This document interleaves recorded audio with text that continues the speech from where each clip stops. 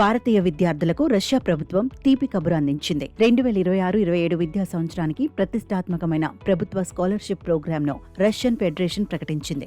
ఈ పథకం ద్వారా రష్యాలోని టాప్ యూనివర్సిటీల్లో ఉచితంగా లేదంటే రాయితీతో ఉన్నత విద్యను అభ్యసించే గొప్ప అవకాశం భారతీయులకు దక్కనుంది. మాస్కో, సెయింట్ పీటర్స్బర్గ్, కజాన్ వంటి ప్రధాన నగరాల్లోని యూనివర్సిటీల్లో బ్యాచిలర్స్, మాస్టర్స్, ఎంఫిల్, పీహెచ్డీ వంటి కోర్సులను విద్యార్థులు ఎంచుకోవచ్చు. దీనికి సంబంధించిన దరఖాస్తు ప్రక్రియ ఇప్పటికే ప్రారంభమైంది.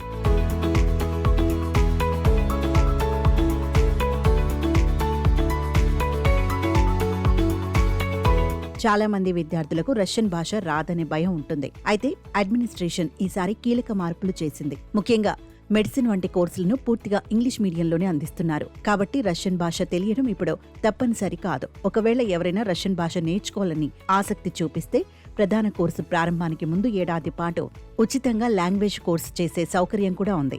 మెడిసిన్ మాత్రమే కాకుండా engineering, architecture, space studies, management మరియు ఆర్ట్స్ వంటి అనేక రంగాల్లో ఈ స్కాలర్షిప్ అందుబాటులో ఉంది. ఈ స్కాలర్షిప్లకు అతిపెద్ద ప్రత్యేకత ఏమిటంటే విద్యార్థులు ఎటువంటి కఠినమైన ప్రవేశ పరీక్షలు రాయాల్సిన అవసరం లేదు. అభ్యర్థుల ఎంపిక పూర్తిగా వారి గత అకాడమిక్ అచీవ్మెంట్స్, పోర్ట్ఫోలియో ఆధారంగా జరుగుతుంది. గతంలో చేసిన రీసెర్చ్ పేపర్లు, సిఫార్సు లేఖలు, జాతీయ, అంతర్జాతీయ పోటీల్లో గెలుచుకున్న సర్టిఫికెట్ల ఆధారంగా సీట్లను కేటాయిస్తారు. విద్యార్థులు తమ ప్రాధాన్యత ప్రకారం 6 యూనివర్సిటీలను ఎంచుకోవచ్చు. చివరిగా ఆయా యూనివర్సిటీల మూల్యాంకనం, సీట్ల లభ్యతను బట్టి అడ్మిషన్ ఖరారవుతుంది.